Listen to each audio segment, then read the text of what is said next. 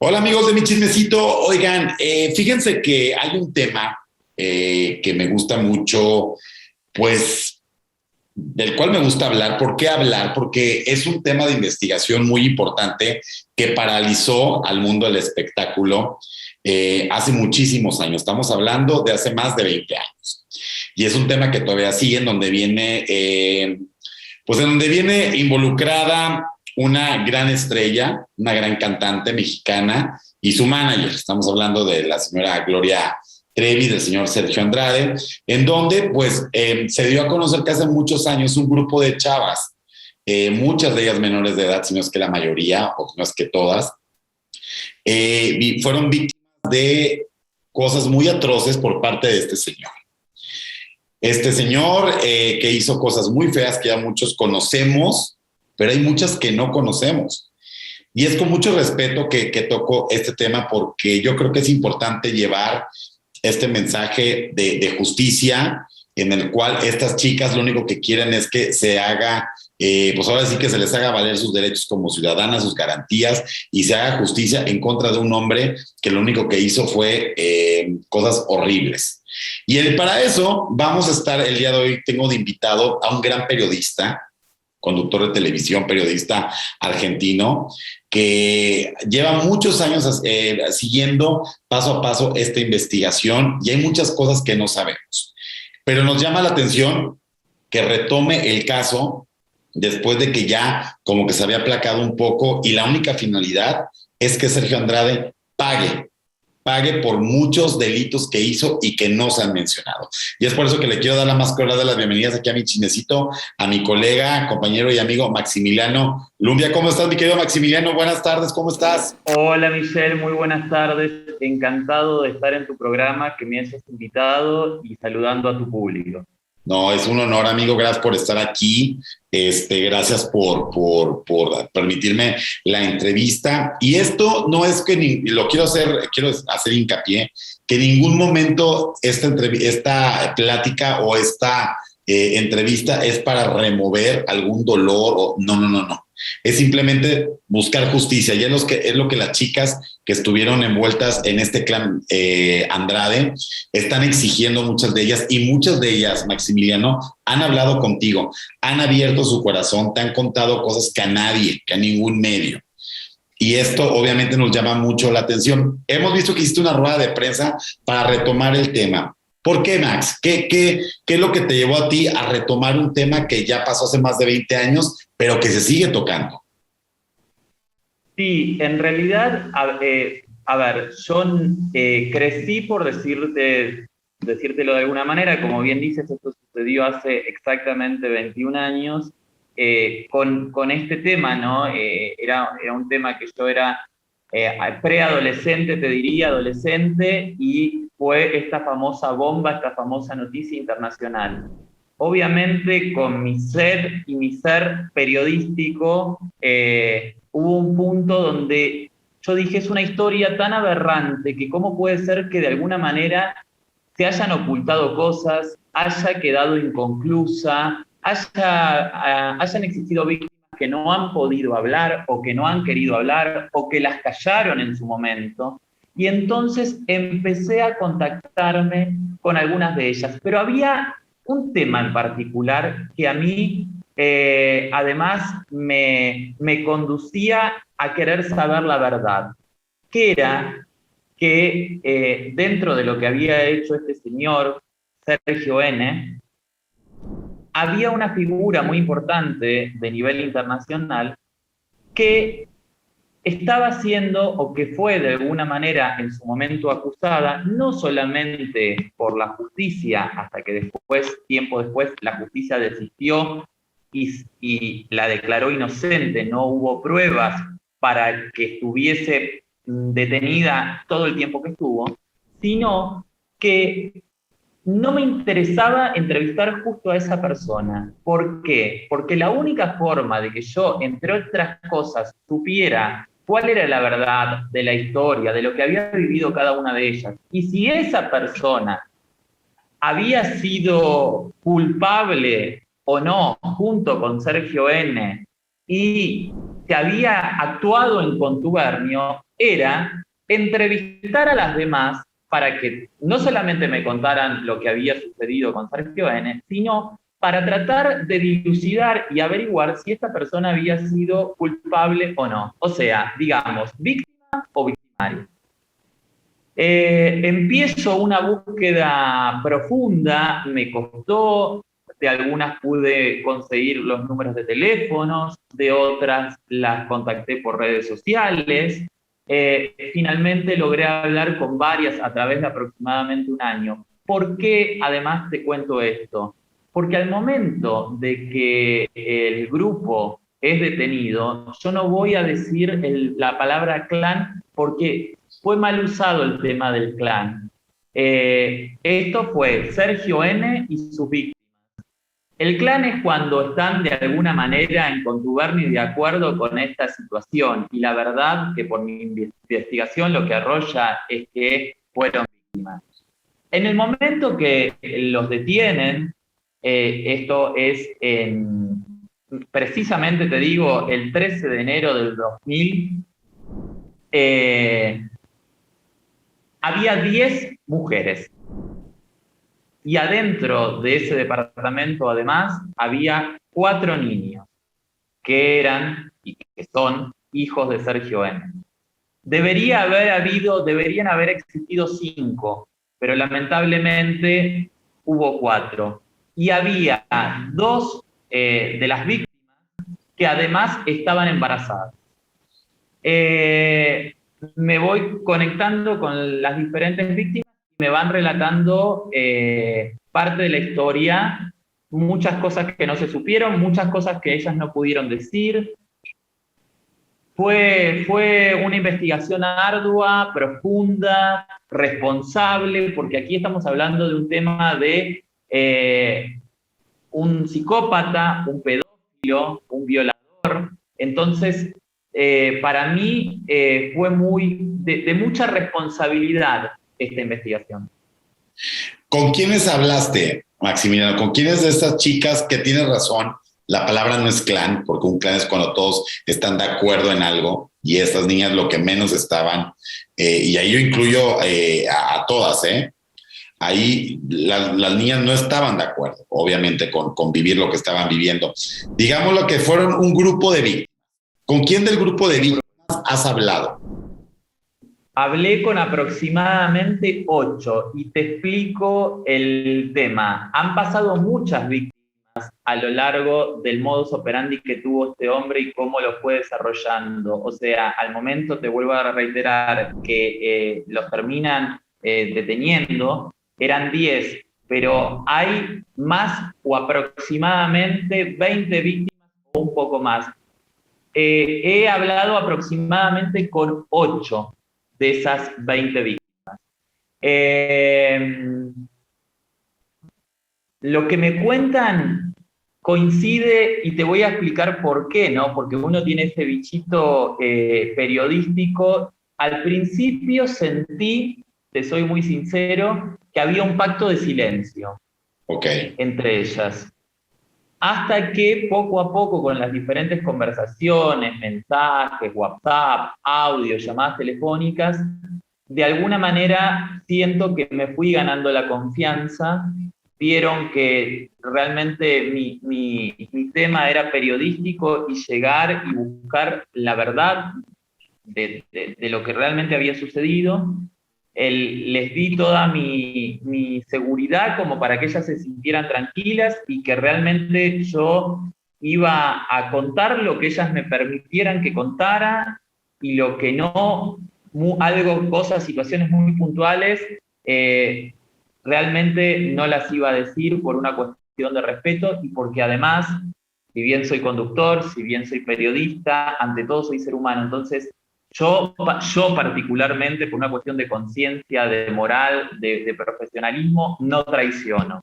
O sea, si yo digo que determinado tema, si me están pidiendo que no lo haga, que me lo transmiten, pero que no lo haga público, o que ciertos audios que me enviaban como para que yo vaya entendiendo la historia, no los hiciese públicos, y si yo le di mi palabra que esos no los iba a hacer públicos, esos no los hice públicos. No, a mí lo que me cuesta creer, sinceramente, es como una persona que ha hecho cosas tan aberrantes como las que hizo este enfermo, pedófilo, violador, esté suelto, o sea, esté libre. Y que además haya sido juzgado de todo lo que hizo solamente por un caso, porque eso también es lo que mucha gente no sabe. Muchas estuvieron como testigos, no estuvieron como víctimas que imputaban o acusaban a. Y además había una cuestión muy perversa en esa época. Me cuentan que si hablaban, eran cómplices. Y si no hablaban, también eran cómplices. Entonces, ellas no sabían qué hacer. Y por un lado, tenían miedo porque ya 2 víctimas estaban presas. Entonces, ellas no sabían porque decían, pero nosotros somos víctimas. Y si hablamos, podemos terminar presas. Y si no hablamos, también nos pueden acusar de que estamos callándonos toda esta situación y somos cómplices. O sea, había una cuestión mediática en esa época de mucho ataque, no solamente a Sergio N., sino que a este famoso y mal llamado clan.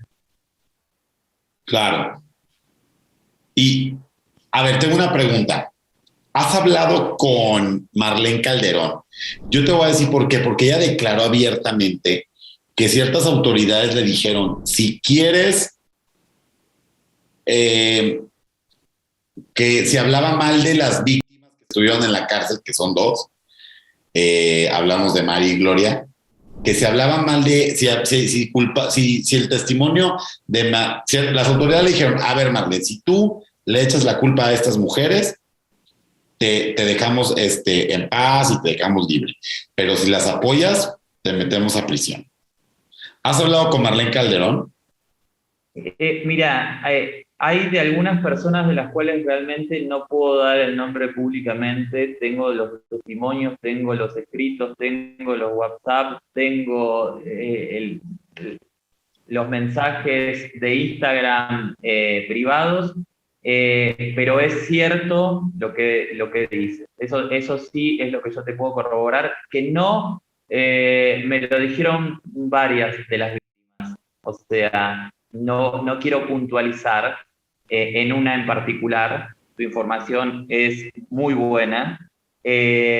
Había mucha manipulación, Michelle, había mucha manipulación. Ellas, además... ¿Por parte de quién? Qué ironía y qué injusticia. Por parte de la política, porque el degenerado, enfermo, psicópata, violador, tenía un hermano que estaba en la política y en ese momento tenía mucho peso. Okay. Por parte de la propia policía y por parte también de la sociedad y hasta en su momento de la justicia. Ok. A ver, había toda una cuestión, y bueno, la presión mediática, que muchos, viste, que nos llaman que el periodismo somos el cuarto poder. Algunos dicen eso, ¿no? Y entonces piensa que ellas ya habían sido maltratadas y sometidas y privadas de su libertad y violadas, abusadas, golpeadas, humilladas, desintegradas como mujeres y como seres humanos. O sea, él logró que ellas se convirtieran como en una cosa, ni siquiera habían dejado de ser persona, habían dejado de ser mujer, habían dejado casi como de ser humano. Habiendo pasado por toda esa situación, explota esta bomba, sale esto a nivel mediático, sucede todo lo que sucede, y además, en cambio de que esas víctimas reciban contención por parte de la justicia, por parte de la política, por parte de la sociedad, por parte del periodismo, no. Doblemente abusadas, doblemente maltratadas, doblemente juzgadas.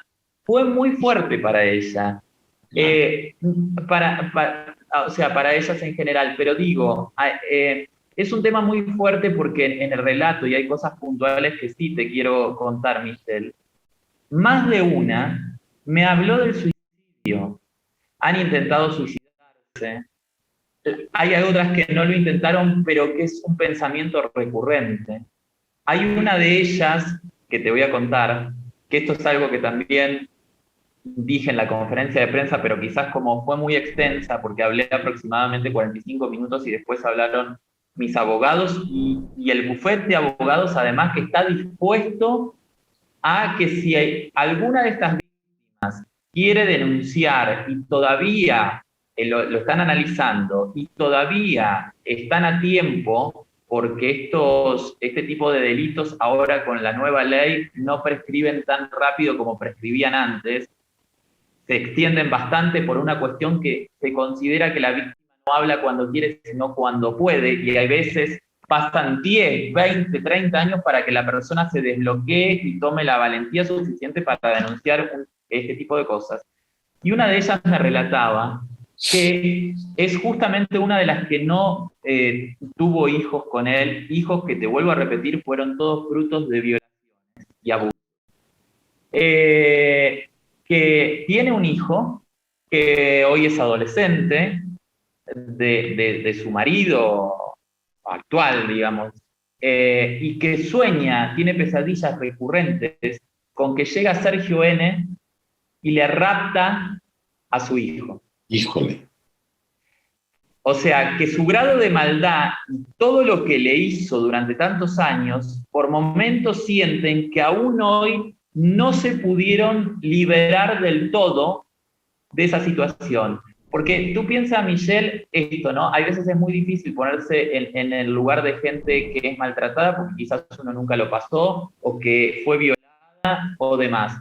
Pero digo, se pudieron liberar físicamente, no están más cerca del abusador, del golpeador y demás. Pero el daño que él les hizo, además psicológico, psíquico, no te lo saca nadie. O sea, Claro. podrás hacer una terapia, podrás tener una mejor calidad de vida, se puede salir adelante, pero esa historia, ese sufrimiento está marcado en tu ADN y lamentablemente te va a acompañar hasta el último día de tu vida. Y esto, de alguna manera, es lo que escuché en los diferentes relatos. Y además, algo muy importante, entre ellas muchas no son amigas, porque la realidad es que ellas en ningún momento eligieron vivir juntas. Eh, Fueron chicas de diferentes países, con diferentes edades, que él iba capturando, por decirlo de alguna manera, recolectando. Con lo cual se tuvieron que hacer roomies o compañeras a la fuerza. Y además vivieron lo que vivieron. Lo que sí compartieron fue el horror. Con esto te quiero decir que en el presente algunas tienen vínculos, otras no. Muchas son de México, hay otras que son de Argentina, hay otras que son de Chile, hay además de diferentes países. Pero todas coinciden en lo que sufrieron. Y entonces me iban narrando por ejemplo, había una palabra clave que él usaba y que ellas ya sabían que después de eso les venía el horror, que era vete a bañar. Cuando él les decía vete a bañar, sabían que después de eso venían unos golpes feroces, golpes que siempre eran de espalda hacia él. Él nunca permitía que lo vieran en el momento que las estaba golpeando. Y una de ellas particularmente me relata que una vez se le ocurre mirar así hacia atrás y dice que vio la cara de él, pero desfigurada, como la de un monstruo, como la de un diablo. Lo que esa situación además a ella, por no haberle hecho caso, por no haber sido obediente, porque la palabra es que tenían que ser obedientes, la golpeó mucho más. No había una relación sexual, que nunca eran relaciones sexuales, siempre eran abusos y violaciones, si previamente no existía golpes. O sea, un madrazo, pero feroz, hasta 200 cinturonazos en la espalda. ¿Qué les hacía entender él en su perversidad? Que él era una especie de Dios al cual ellas tenían que adorar y que ellas tenían que pagar por tener sexo con él. Sexo que además en ningún momento quisieron tener. Acá quiero hacer un paréntesis y te quiero contar que ellas hablan de que él tenía un carisma sobrenatural, Michelle, pero sobrenatural. Y que al principio, ¿no?, siendo todas menores de edad, porque cuando él las captura, todas eran menores de edad, él sí las seducía. Al principio hacía todo un trabajo de seducción, de conquista. Los maltratos no comenzaban al otro día que ellas llegaban a la casa. Las que ya estaban, ya sufrían esos maltratos, pero obviamente no podían hablar porque si no eran mucho más maltratadas aún. Y las nuevas que ingresaban, que por lo general iban ingresando de a una o de a dos, eran muy bien tratadas al principio por Sergio M. Hasta que después empezaban las situaciones raras, empezaban las malas contestaciones, empezaban las amenazas, hasta que terminaba siendo el horror. Ahora, otra de las cosas que también me comentaban es que ellas se sintieron muy mal porque dicen que los padres no fueron malos padres, ni las entregaron, ni las vendieron, ni nada por el estilo. El sistema era este, o sea, este señor que era un artista, un productor, un creativo de la música con muchísimo talento, ¿no? Porque uno tiene en este oficio tiene que ser objetivo, como te digo, que es un degenerado, pedófilo, violador. Era muy creativo y muy talentoso en lo que tenía que ver con el tema musical. Iba como haciendo casting por los diferentes países donde se iban trasladando. Ahora, ¿qué les vendría a los padres de estas chavitas de alguna manera? Soy un productor exitoso, famoso, reconocido internacionalmente, con una trayectoria, con una artista a la cual hice famosa y llevé a la gloria, qué ironía, ¿no? Sí. A Gloria la llevé a la gloria. Entonces, no había como una cuestión rara. Y las chavitas que tenían como referente el querer ser famosas, el querer ser bailarinas, el querer ser coristas, el querer llegar a ser una figura, obviamente, mamá, papá, quiero, por favor, déjame hacer el casting, la. Pero, por ejemplo, mirá de qué manera era también muy difícil sospechar, Michelle. A una de ellas le hicieron el casting a los 14 años, ¿no? ¿Sabés cuándo la volvieron a buscar? Como decir, bueno, tú fuiste elegida entre todas las chavitas a los 16, 2 años después. ¿Tú te vas a creer o a imaginar que había realmente algo oscuro, raro? Porque no era la desesperación de un pedófilo por raptar a su víctima ya. No. En uno de los casos pasaron 2 años entre el casting y cuando se terminó de concretar, digamos, esta cuestión de que quedaste seleccionada. Wow. Entonces, estaba todo muy bien armado, claro. Estaba todo muy bien pergeñado. Él tenía un carisma tan increíble. Fueron cuestionadas las familias, ¿no? Ahora, yo digo esto en el análisis y de alguna manera te pido que me ayudes a ver tú también qué opinas. Uno, suponte, puede haber una familia disfuncional donde no le importe nada del menor, hay hijos que abandonan, hay padres que abandonan a sus hijos, hay padres hasta que los han llegado a matar, o sea, en el mundo hay de todo. Pero digo, suponte que hubiese una familia que no le importaba nada y entregaba a la chavita por dinero, por fama, por conveniencia, por lo que fuera. Ahora, ¿20 familias fueron disfuncionales?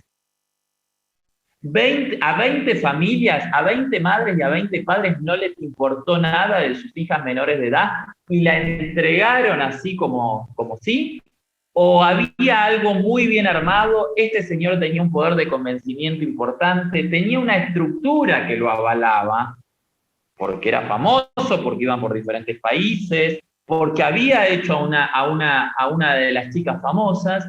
Entonces, los padres realmente confiaron. O sea, los padres confiaron en él. Y sumado a eso, tenían la insistencia de sus hijas menores de edad que querían participar, que querían formar parte, que querían ir al casting.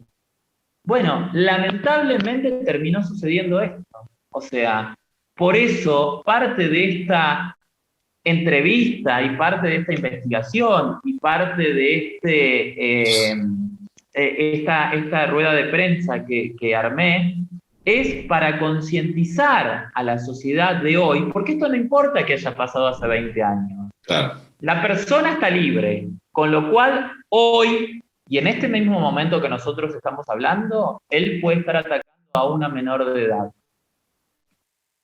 Si hablamos en potencial, él tranquilamente puede estar atacando a una menor de edad en este exacto momento. Entonces, es un llamado de conciencia a la sociedad y también alertar a una nueva generación que cuando sucedió esto eran muy pequeños, tenían 1 año, 2, hoy, o tenían 5, hoy tienen 15, que son los que están vulnerables a que cualquier tipo de psicópata degenerado venga y les diga: soy manager, te quiero hacer famoso o te quiero hacer famosa, y caigan en una situación de estas. Entonces, nosotros como comunicadores, como periodistas, si tenemos esta información, si conocemos esta historia, si yo me llevé aproximadamente 1 año de mi trabajo para recabar mayor información y puntualizar en cosas del caso y descubrir otras, no voy a dar a conocer esto para que haya una alerta en la sociedad. ¿Me lo voy a guardar? No. ¿Voy a esperar que una de las víctimas de Sergio N. se termine suicidando para que yo me quede con un cargo de conciencia, habiendo podido salir a hablar y no haber dicho nada, haberme guardado el informe en un cajón? Claro. No, porque yo después no podría vivir con mi conciencia. Claro. Sé que sabiendo esto, una de estas hoy mujeres que en su momento cuando eran menores de edad fueron vulneradas y abusadas, se suicidan. Ahora, Max, se ha dicho que estas mujeres quieren dinero. ¿Quieren dinero realmente de esas víctimas? No, a mí nunca me hablaron de eso.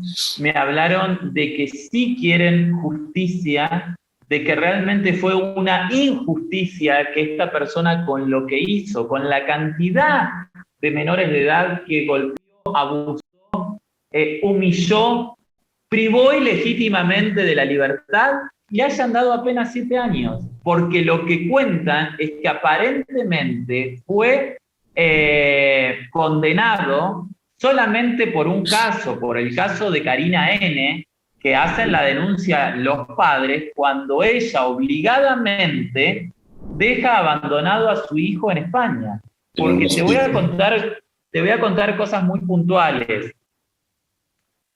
Esto se termina de descubrir porque cuando hay una de ellas que se libera, se escapa y termina escribiendo un libro, y el ruido empezaba en la sociedad a hacerse un poco más fuerte. Ellos en ese momento estaban en España.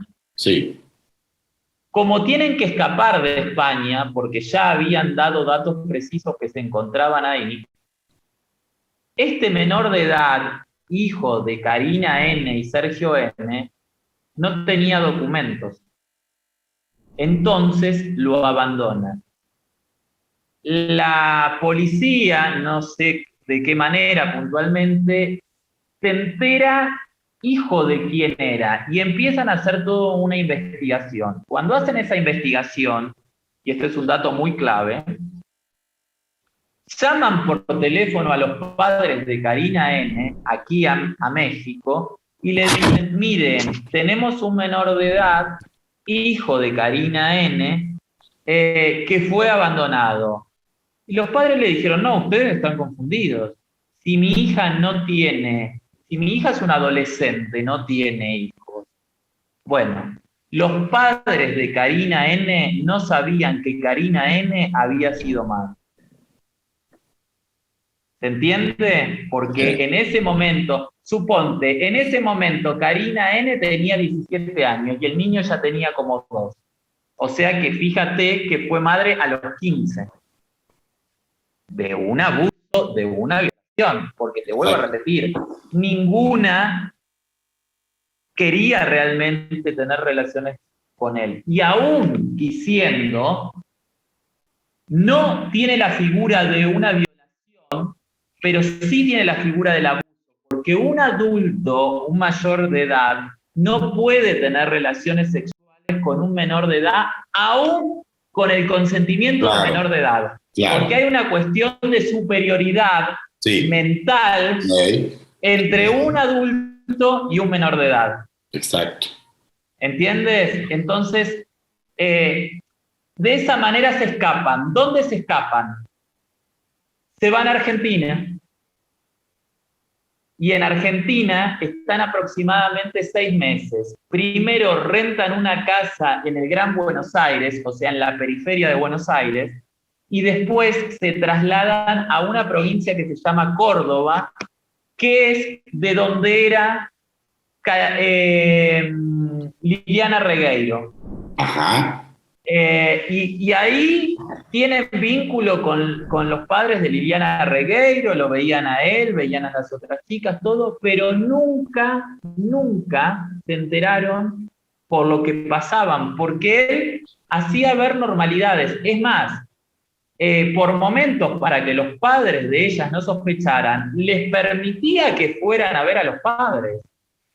Y ya las tenía cooptadas de semejante manera que ellas el primer día que iban a ver a los padres se sentían cómodas y se sentían bien y como, bueno, de estar golpeada, de estar maltratada, de que me den de comer basura, comida podrida, a estar con mi familia. Pero tú puedes creer que increíblemente al segundo o tercer día querían volver a ese sistema porque él les había hecho creer que ellos eran una familia. Claro. O sea, que este sistema donde él tenía un harem, donde ellas le tenían que decir que era bueno, que era guapo, que por momentos hasta tenían que pedir cosas que ellas no querían, pero que sabían que si no las pedían, la consecuencia iba a ser peor aún. O sea, cosas aberrantes. Por ejemplo, casi nunca durante los años que estuvieron en cautiverio pudieron dormir en una cama. Todas, hasta la más famosa, dormía en el piso como un perro. La humillación de él, entre otras cosas, era que ellas durmieran en el suelo, que no eran dignas de dormir en una cama sobre un colchón. ¡Wow! ¡Qué fuerte! Oye, Max. No. ¿Y qué hay de cierto que él no quería hijos varones? Totalmente. Mira, no te voy a identificar quién es por una cuestión de protección. Ajá. Yo pregunté mucho sobre ese tema, porque obviamente me preocupaban ellas, su historia, pero también la historia de estos niños que no eligieron nacer, que no fueron frutos de una relación consentida, y me cuentan que él no quería hijos varones porque su plan macabro era tener solamente hijas mujeres para que cuando crecieran a la edad que a él le gustaban, que eran muy pequeñas, porque a un pedófilo le gustan lamentablemente las menores de edad, por eso es un pedófilo, hacerle lo mismo que les había hecho a sus madres. Ese era el plan que él tenía. Por eso es tanto el miedo que hoy muchas de ellas tienen, porque él convive con una de esas víctimas de esa época, Sonia N., y con dos de sus hijas, que una se llama Sofía y la otra se llama Antonia. Ahora, se habla que de ese núcleo existió un hijo varón y que ese hijo varón, como él no quería tener hijos varones, se lo habría regalado al hermano que en su momento era político. ¿Se entiende? El grado de locura y de gravedad que implica el caso, no importa que haya pasado 20 años. El horror hoy, las víctimas lo siguen sufriendo, porque el daño que les hizo psicológico y psíquico no te lo borran los años. Claro. Qué fuerte, Max. Qué cosa. Ahora, Michelle, me hablan de que él no mostraba ningún tipo de afecto ni de cariño por los niños que iban naciendo. Muchos además que se llevan muy poca diferencia de edad. Hay algunos que se llevan 6 meses de diferencia y otros que se llevan 1 año. Que solamente por dos, una que era una niña y uno que era un varón, mostró como algún rasgo de interés, digamos, como de, por llamarlo de alguna manera, de alegría. Ajá. Nada más. Una era una niña y el otro era un niño. Pero la verdad que aberrante, porque además, imagínate lo que genera esto. Había 3 hermanas. Una se llama Katia, la otra se llama Carla y la otra se llama Carola N. Una no llegó a tener hijos con él y las otras sí. Ahora, pongámonos a pensar. Hijos de 2 hermanas son primos hermanos, ¿verdad? ¿No? Cuando 2 hermanas tienen hijos, esos hijos son primos hermanos. Claro. Pero en este caso, además, son hermanos. O sea, fíjate cómo se genera el tema. O sea, son primos hermanos y hermanos. O sea, una cosa terrible. Después, estos niños tienen derecho a saber cuál fue su historia, cuál fue su realidad, cuál es su origen. ¿Lo saben? ¿Las madres se lo contaron? ¿No se lo contaron? ¿Por miedo? ¿Por dolor? ¿Saben que tienen medios hermanos desparramados por diferentes partes del mundo? ¿Por parte de padre? Yo entrevisté a una hija de... Porque todos son hermanos por parte de padre, ¿eh? Exacto. ¿Y qué te dijo esta chica que entrevistaste? Ella es hija de una de las hermanas, de las 3 hermanas que nombramos ahorita. Sí. Muy valiente, se llama Valentina. Valentina, muy valiente, me abrió su corazón y me explicó puntualmente cómo fue cuando le dijeron a ella y a su primo que realmente eran hermanos. Claro. Que fue una situación, pues sí, complicada, y cómo explicarle que aparte tenía más hermanos y cómo había nacido toda esta situación. O sea, realmente sí fue muy complicado, y me deja en shock escuchar pues tantas cosas que tan puntuales que pues tú has investigado y que te agradezco que las compartas. Y actualmente, ¿dónde está Sergio N? Tengo entendido que está casado con una de las niñas o una de las que fueron niñas de este círculo, y que hasta hijas tiene, ¿verdad? Sí, lamentablemente está casado con Sonia N., vive en Cuernavaca, Morelos, en una casa, además, quiero contarte a ti y a todo tu público, en una casa donde todas, o por lo menos la gran mayoría, fueron prisioneras. Es una casa que él la tiene hace mucho tiempo, que le llamaban la Casa Blanca, y te voy a dar características y cosas puntuales. La mayor parte de los lugares donde vivieron y fueron rentando propiedades, porque también en algunos casos compraban, eran casas blancas por fuera. Y a esta, la de Cuernavaca, se la llama la Casa Blanca. Después hay otra característica en el grupo y a través de los años que tuvo muchas coincidencias. Hay un número que las persigue a ellas, o sea, que se repitió a través de esos años que fueron privadas ilegítimamente de la libertad, que es el número 13. De hecho, fueron detenidas o fueron detenidos un 13 de enero del 2000.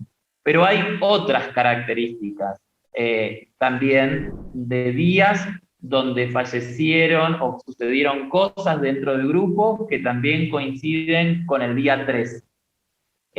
Y hay más situaciones y varias me contaron que tiempo después, cuando tuvieron posibilidades de hablar y en algunos casos algunas se han juntado y demás, se dieron cuenta que el número 13, que para algunos es de buena suerte y para otros no, las había acompañado a través de la historia y de estos años en repetidas ocasiones, ¿no? Lo que es la casualidad o la causalidad o alguna especie de señal. Ellas sienten que vivieron en un campo de concentración, Michelle, la pasaron muy mal, ellas sufrieron humillaciones de todo tipo, fueron, a ver, por ejemplo, con mucho frío, si sufrían un castigo, la sacaba a la puerta de la casa o a la puerta del departamento donde estuvieran, y no me quiero ir de esto puntualmente que me preguntas. Él vive en una casa que es color blanca aún hoy, en Cuernavaca, Morelos, con Sonia N. y con 2 de sus hijas, a las cuales muchas de estas víctimas tienen mucho miedo que les esté haciendo lo mismo que les hizo a ella, porque el plan que según relatan ellas es que su intencionalidad de tener hijas mujeres era que cuando tuviesen 13, 14, 15 años, hacerle lo mismo que les hacía a las madres. Entonces, el llamado de conciencia creo que tiene que ser importante. Otra de las características que me pareció repugnantes de él, era que era una persona que no se duchaba, no se bañaba, que no se higienizaba su boca, que no era una persona asidua de cepillarse los dientes, que no usaba, digamos, desodorante, protector de axilas, por llamarlo de alguna manera. O sea que era una persona bastante repugnante, bastante asquerosa. Y que bueno, que cómo puede ser que hoy esa persona siga estando libre y que ni siquiera tenga una condena social, porque muchos no conocen hoy la cara de esa persona y seguramente está caminando por Cuernavaca como dueño de Cuernavaca. O sea, aquí no ha pasado nada. Y las que quedaron desgarradas, perjudicadas, violadas, maltratadas, son estas personas que hoy ya son mujeres, pero que siguen llevando un dolor muy grande. O sea, más de una me ha hablado del tema del suicidio, que han intentado suicidarse, que algunas no lo intentaron, pero que lo piensan, es un pensamiento aún hoy, 20 años después, recurrente. Y para que sepan un poco cómo era el sistema de lo que mal llamado en su momento el periodismo y la sociedad lo catalogó como clan, que en ningún momento fue clan, sino que fueron las víctimas de Sergio N. Michelle, todas fueron víctimas y todas, escuchen bien esto, fueron victimarias, pero no victimarias por decisión propia, victimarias obligadas a hacerlo. Y, claro, te voy a dar ejemplos. Cuando él consideraba que alguna había hecho algo incorrecto y las sancionaba, ¿no? Les otorgaba un castigo. Él consideraba que tenían que ser castigadas a esa persona. Entonces le preguntaba a las otras, suponte, ¿qué castigo le vamos a dar a Wendy. Una de las víctimas se llamó Wendy N. ¿Qué castigo le vamos a dar a Wendy N? Y las otras, no queriendo, sintiendo pena por saber lo que le iba a suceder, tenían que proponer un castigo. Porque si no proponían un castigo, lo que les sucedía a ellas, lo que les iba a suceder a ellas, era peor que lo que le iba a suceder, suponte en este caso, te pongo como el nombre de fantasía para ejemplificar, más allá de que ese nombre existe, a Wendy N, o a Liliana N, o a Karina N, o a Sonia N. Entonces, él generaba un sistema, primero, que trataba de que no se hiciesen amigas entre ellas, para que no terminen complotando en contra de él. Y segundo, que las hacía parte de su perversidad. ¿De qué manera las hacía parte? Las hacía que eligieran cuál era el castigo para la próxima. Y las ponía, por ejemplo, uno de los castigos que me relatan fue, que esto sucedió en varias oportunidades, preparaba una sopa con comida podrida y se la hacía comer toda, no un plato, toda. Y si no se la comía, el castigo era peor aún, porque venían los golpes. Y en un momento dado hay un episodio donde una de ellas se vomita por lo que estaba ingiriendo y por la cantidad que le estaban obligando a ingerir, y le hace comer su propio vómito. Pero además, Michel generaba algo muy perverso. Él daba la orden, suponte, ¿no? En situaciones, daba la orden, dejaba a la víctima sometida delante de esa comida podrida y ponía a dos de ellas a que controlen que se había comido la sopa podrida. Y si esas dos no hacían lo que Sergio N. les decía, el castigo que le venía a ellas era peor aún. Por eso te digo que lamentablemente todas fueron víctimas y victimarias en algún momento. Claro. ¿Se entiende? Sí, muy claro. Y híjole, hay muchos... Porque ellas muchas veces tenían que complotar en contra de su roomie o de su compañera, obligada por Sergio. A ver, Michel, como para graficarlo, es como que un perverso nos haya sometido y que me dé un arma y que me diga, si no le disparas a Michel, yo te disparo a ti. Tú por una cuestión de supervivencia, ¿qué haces? Pues disparo, ni modo. Esto era lo mismo. Qué fuerte. Oye, Maximiliano, sí. ¿qué hay de cierto que Sergio practicaba el satanismo? Yo es algo que pregunté.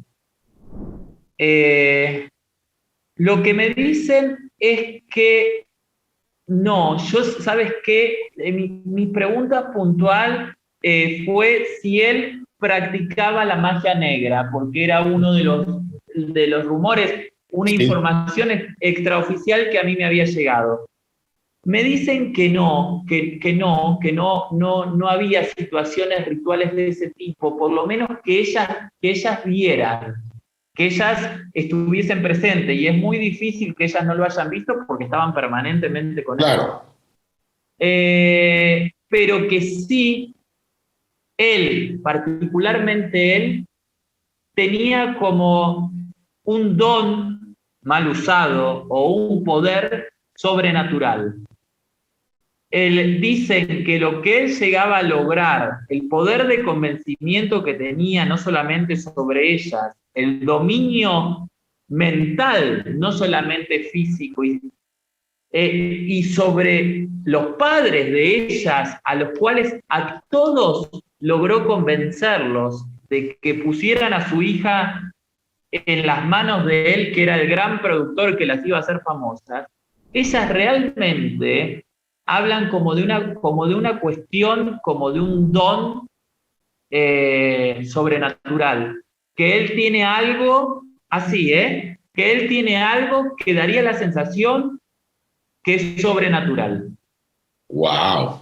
Pero no, ninguna me reveló el tema del satanismo. Es un tema que se habló también porque, como todos saben, la verdad no es un tema que quisiera quizás tocar demasiado porque sé que son fibras sensibles, pero hubo una tragedia dentro de ese grupo, además de la tragedia que ellas vivían día a Claro. día. Sí, sí, sí.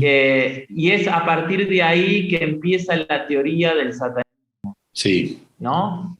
claro, que alguien fue víctima de un ritual, Exacto. es lo que se No. dice. No se pudo comprobar, no se pudo comprobar. Sí hay dos personas que saben realmente lo que sucedió. Uno es Sergio N. y la otra persona es Mari N. Y Mari N sabe lo que sucedió porque Sergio N. dio la orden de que ella fuera la encargada de custodiar, por decirlo de alguna manera, el cuerpo de esa criatura de apenas 33 días hasta que se terminaron deshaciendo. Entonces, la única persona que sabe en qué estado llegó ese cuerpito al momento de que se deshicieron son dos, Sergio N. y Mari N. Wow. Actualmente ellas con las que has hablado han tenido comunicación con Gloria. Algunas sí y otras no.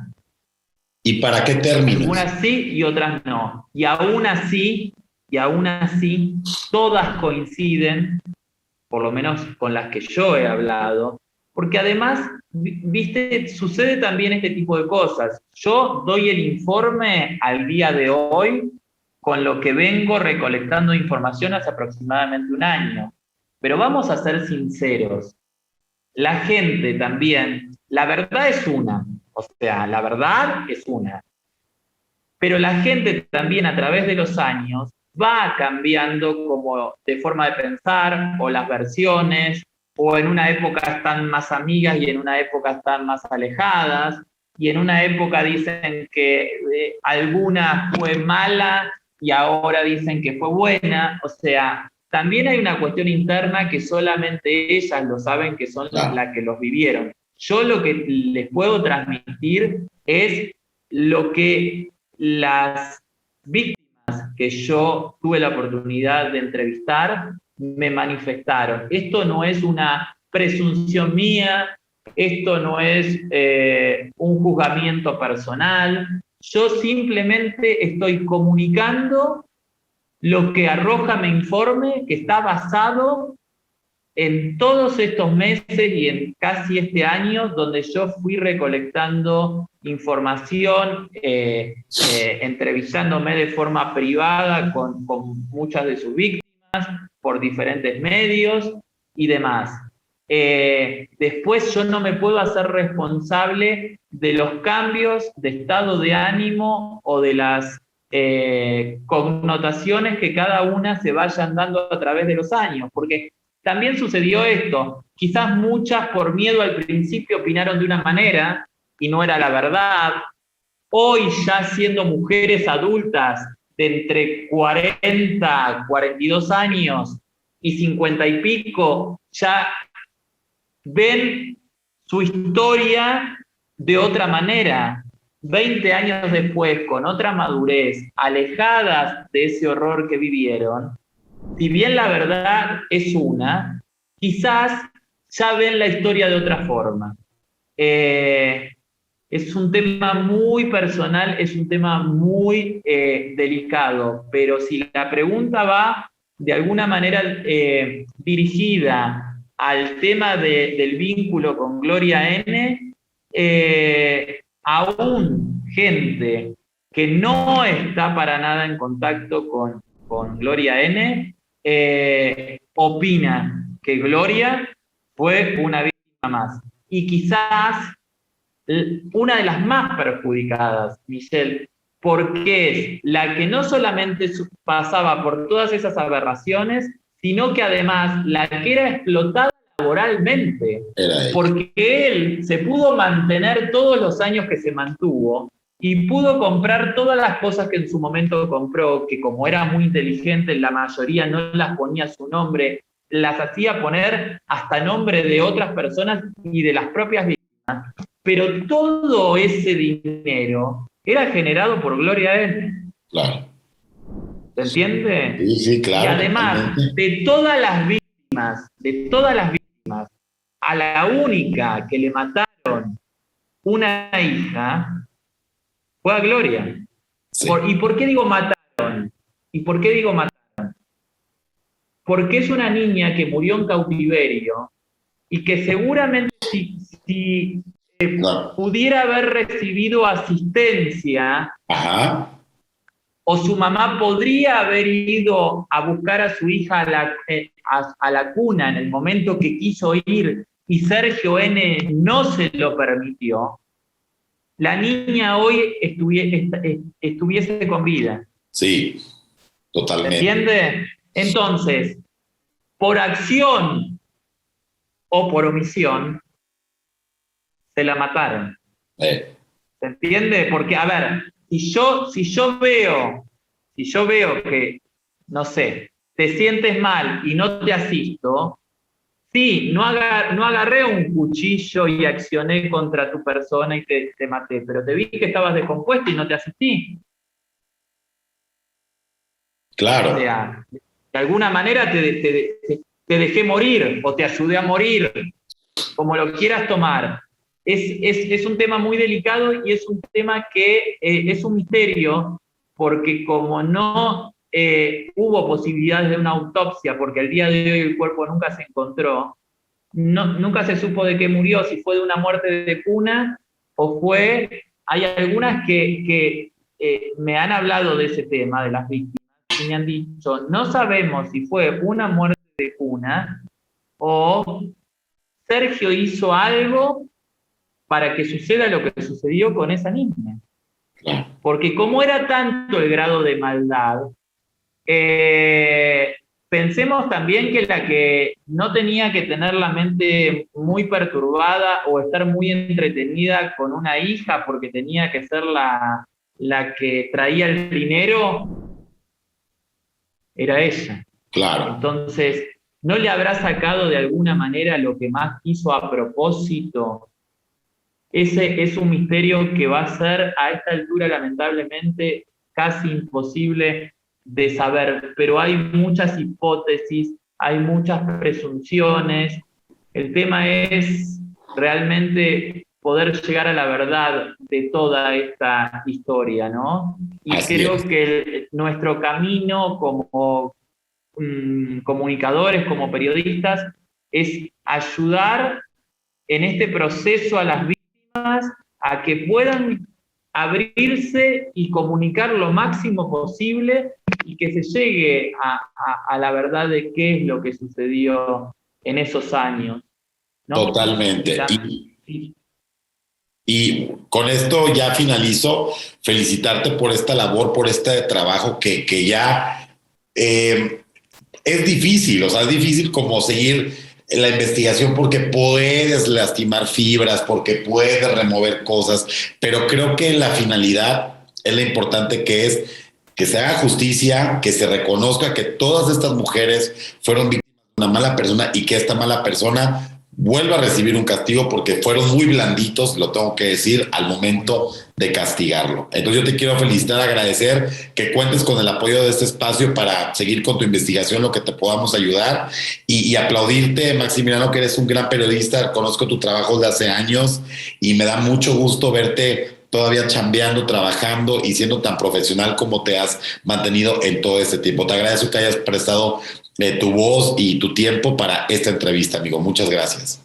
Espero haber podido esclarecerles un poquito de esta situación. Esto es un llamado de conciencia a la sociedad para que no vuelva a suceder algo así, no solamente con este señor, sino con los posibles pedófilos que muchas veces nos rodean y no lo sabemos, que puede ser un vecino, puede ser, no sé, para que la nueva generación esté atenta, para que los padres de esta nueva generación, que hoy quizás tienen 12, 13 años, estén atentos, para que ningún monstruo de este calibre y de este estilo vuelva a cometer una aberración como la que cometió. Todas fueron víctimas, todas fueron víctimas. Te agradezco mucho tu convocatoria, que me hayas tenido en cuenta, que me tengas presente. Le agradezco mucho a tu público. Me parece una labor muy importante la que haces, con la responsabilidad, con el profesionalismo que también lo haces. Es un placer compartir este espacio, tu espacio, y que bueno, y que esto sea lo mejor para todos, ¿no? A pesar de la situación y del dolor, que la gente que tuvo que pasar por esto pueda seguir llevando su vida adelante lo mejor posible y bueno, y que nunca más pase algo así, ¿no? Ese es el mensaje. Muchas gracias, Maximiliano. Que tengas muy buen día y nos estamos viendo muy pronto, amigo. Cuídate mucho. Un placer, gracias. Si te gustó este video, suscríbete a mi canal, comparte, dale like y también comenta, porque yo estoy al pendiente de todo lo que tú me dices. Además, si quieres más videos, aquí te lo dejo.